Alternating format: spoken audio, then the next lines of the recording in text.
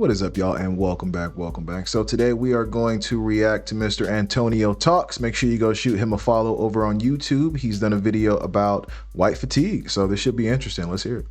The shift is finally happening. People are waking up. For the past couple of days, I've been seeing so many videos of other white creators talk about their experiences with other white people. And you know, they got that white fatigue. And like I say this all the time, bro, no set of people are a monolith. All black people aren't the same and all white people aren't the same. But with the whole black fatigue trend, they tend to group everybody in as one. So I feel like it's only fair that, you know, everybody else is grouped in as one. And if we do that, bruh, it don't really look too good for white people. I don't want to go off on a tangent right now, but you know, they lead in most, sex crimes, pretty much all crimes, child PDF content. You know, I could go on and on. This is not a video to talk about them. I'm gonna let the white people express their concerns. White women are a danger, okay? They will compliment you to your face and then call the cops on you behind your back.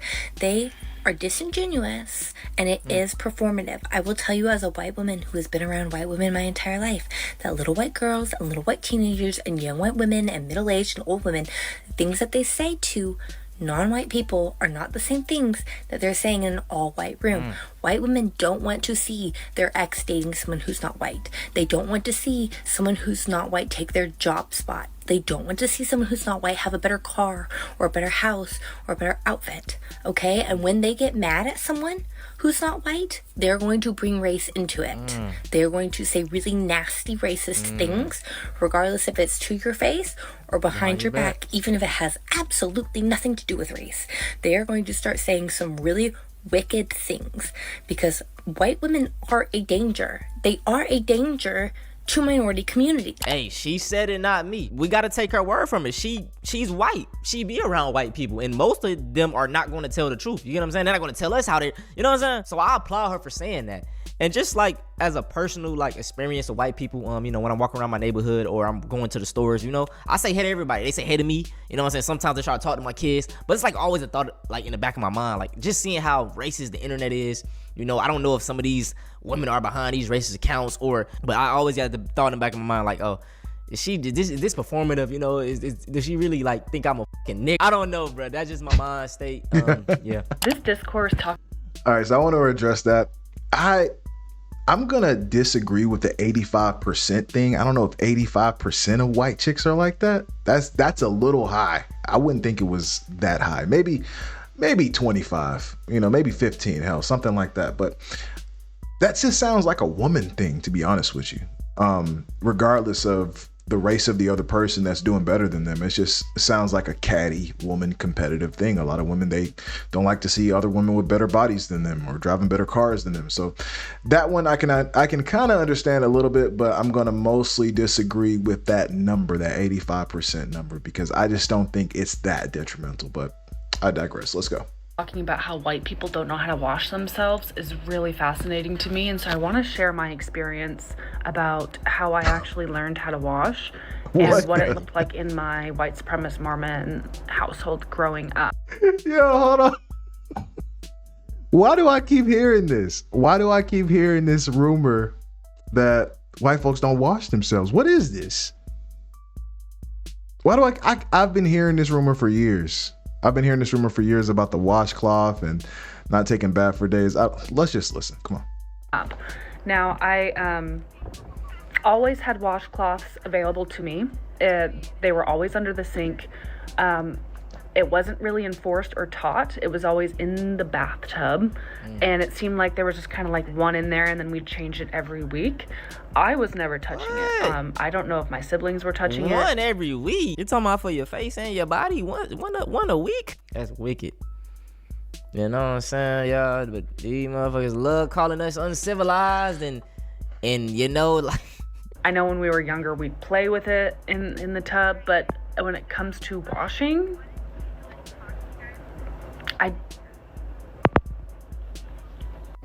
The grossest thing that still grosses me out to this day thinking about it is how we would share bath water. I had 4 siblings. We'd all share bath water. When we were younger, it was either like 2 and 2 would go, or like after we'd each go in the...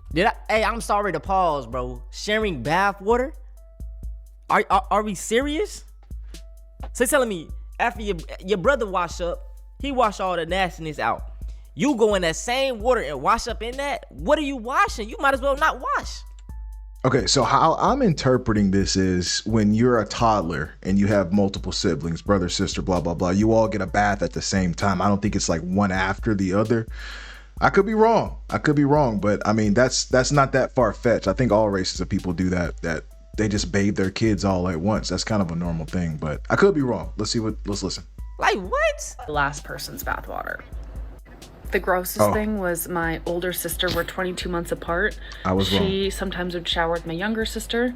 And when she was like 9 or 10 years old, our youngest sister came to us and told us that, hey, there's yellow stuff in the bathwater. Oh my God.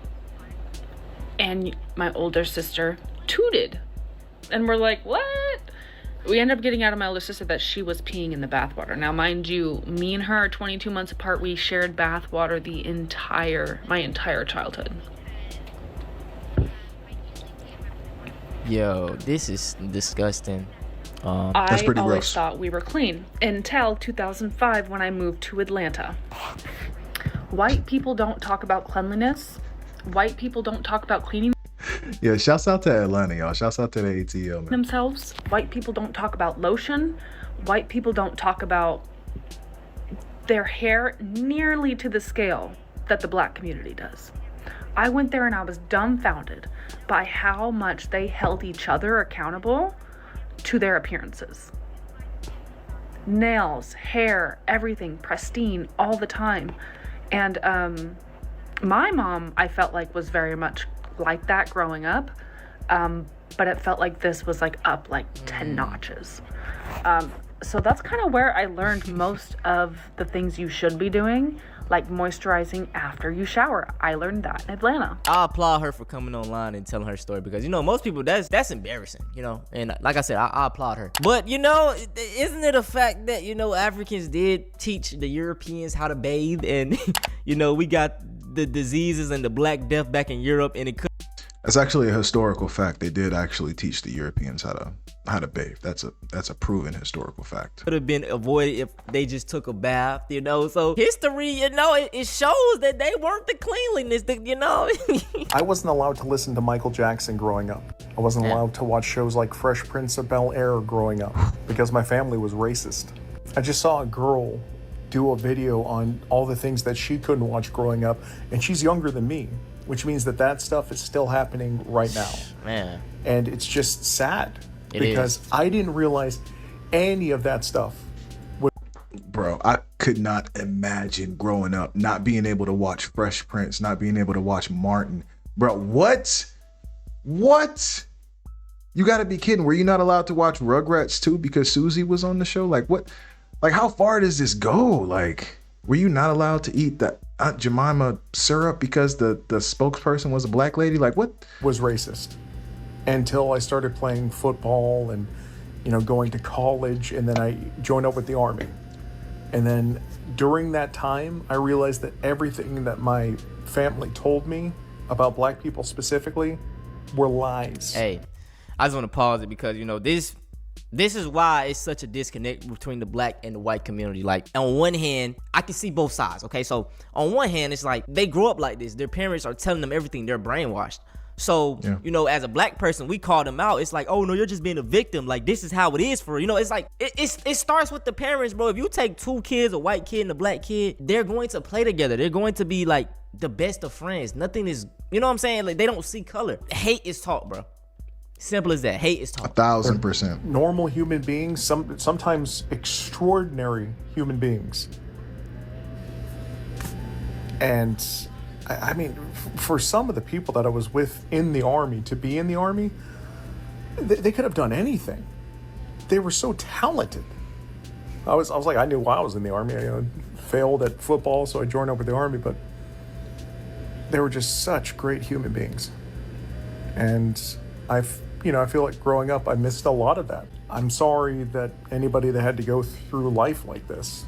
This is the reality of many white Americans. They grow up hearing racist rhetoric that they don't know is racist until they actually go into the real world. This is the main reason why racism thrives in America. Parents teach the children then become parents, teach their children, the cycle goes on and on. Well, Jim Crow was, what, 60 years ago? That's not long at all. The parents of now politicians, lawyers, doctors lived during that era. Who's to say they didn't teach their kids that rhetoric? Not everybody is like this dude in this video right here. This dude probably is like 10 or 15% of white people. Like, you know what I'm saying? Like, most of them are going to go after what they parents say. Not all, but most. Here is some other crazy shit that my race. And I do want to touch on what he said too about being brainwashed. You are brainwashed. If you're letting things you see on TikTok and Instagram form your opinion about an entire race of people, you, my friend, are brainwashed. Most of y'all don't even live in communities that have that many black people in them to be that racist as you are. Y'all are literally brainwashed. You're going off of everything you see online, which is going to make you form an opinion, not realizing that the algorithm is actually forming your opinion and the things that your parents are saying because of anecdotal experiences they've had in their life, thus just forming a never-ending cycle of hate. Let's go. Racist dad said when I was growing up. 100%. He told me, I think in high school, if I ever brought a black man home as a potential romantic partner, that he would be disappointed. He didn't say like, don't do that, but he was like, that would be really disappointing to me. When Obama won the presidency, I remember, I was literally in middle school. I was like 12 or 13. And I used to hate being in the car with my dad because we were trapped, right? Like we were just trapped and we couldn't get away. And like he would really utilize his time in the car with us to like lecture and like spew this hate. Indoctrinate them. And I remember he was always so pissed that Barack Obama's middle name is Hussein. And I remember him being like, Ali, his middle name is Hussein. And I was like, I don't care. Okay, like I don't know what that. Like, you're a kid, like, bro. He was always expecting us to be as like outraged as him, but like we genuinely like didn't understand. I remember one time, my neighbor was a black girl. Her name was Felicia. She was hella sweet. She would come over and be like, "Hey, can Allie come out to play?" Da da da da da. And I remember one time she had a sty in her eye, and like my dad saw it and was like, you shouldn't go in her house. Like, she's dirty. Like, she has, do you see that she has that? Like, don't touch any of her stuff, and, like, you shouldn't go in the house. Little kid. Trigger warning. This is where it gets kind of, like, really bad. Like, really bad. My dad didn't think he was racist, right? Because he had, like, a black friend. Oh, man, the black friend. And he used to say to me and my brother, the token, there is a difference between black people and N-words and niggas. And I hate this talking point. What does that Chris even Rock, mean? you to blame for this. You gotta understand, these N-words or whatever, the hood people, they are just a product of their environment, okay? I understand, you know what I'm saying? We gotta hold them accountable, but you gotta also understand how they got here. They didn't just get like this out of thin air. So whenever y'all done with this video, go look up the 1960 black middle class, because we were doing pretty good for ourselves. We were spending money within our own community. We had businesses in our communities. Black families were together. Crime was lower. So do y'all kind of get the correlation? Now let's go towards like the 70s, 80s, the crack epidemic and them planting drugs in the neighborhood. It ruined everything. That is when everything started going downhill. Who did that? Ronald motherfucking Reagan, bro. And it's been going down. It's kind of been going back up, but it was a downhill slope when Reagan got in. He started doing. If you haven't, go watch Snowfall. If you haven't, go watch it. It's a good show. Doing all this evil shit, man, redlining, putting drugs in the neighborhood. You know, whole crack epidemic, a war on drugs. All of that messed up the black community. So now you got kids coming up from the effects of what happened, you know, in the 80s and stuff, bro. And it's like, I'm not trying to make an excuse, but that's what happened, okay? So this black people versus N-word, they're just a product of their environment, bro. Another thing, the black friend probably didn't even check the dad, like, hey, bro, you know, that's racist. Like, he's enabling it. And that's why we got so many black raccoons, black conservatives around here. You know, they feel good because they hear the white man say, oh yeah, you're not like the rest of them. You're a good one. Like, they feel good when they hear that. It's an ego stroke. You know what I'm saying? Everybody wants to hear something positive about them. There is a difference between black people and and black people dress nicely, speak white, basically. Hey, stop. Have good jobs, are educated. Those are black people. I'm fine with black people. Yeah, those are thugs and ghetto hoodlums. Ghetto and would rob you and would even though they lead in and that whole like super predator bullshit. Like these people are on drugs, they're dirty.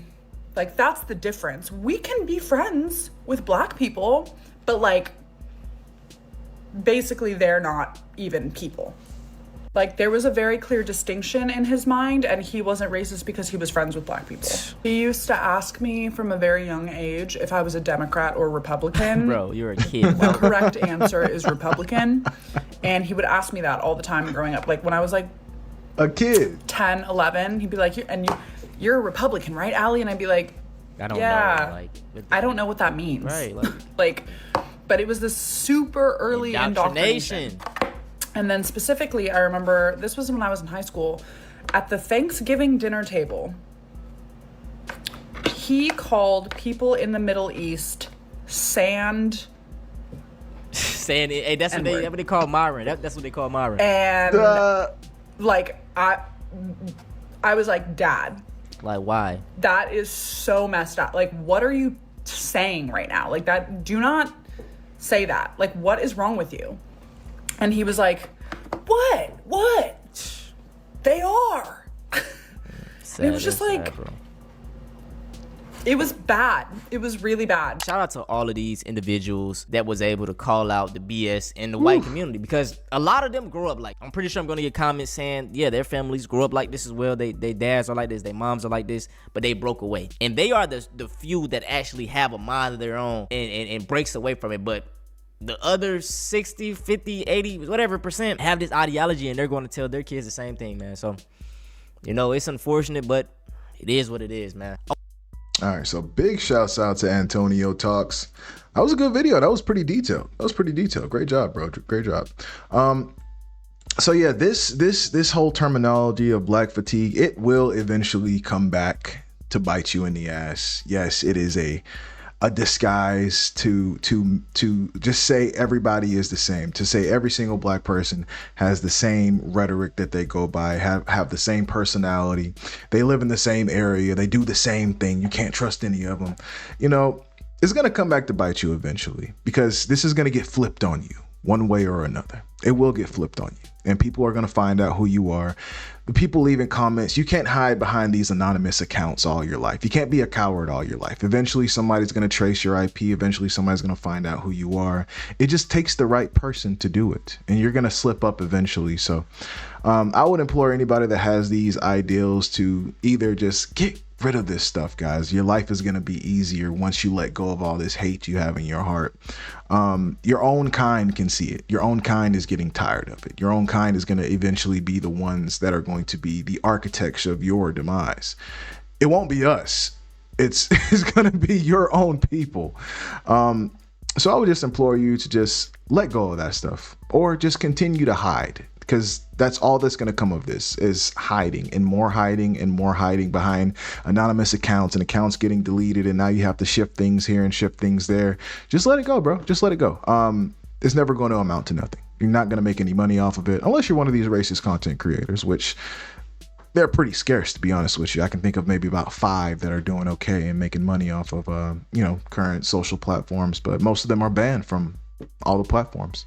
Even them, they have to watch what they say on the platforms that allow them on there. So it's like, find another hobby other than hating black people, because they're honestly not even worried about you at the end of the day. All right. Now, everybody, if you like what you see, make sure you like, comment, and subscribe. Make sure you go shoot Antonio Talks a follow as well on YouTube. And as always, I will see y'all next time. Peace.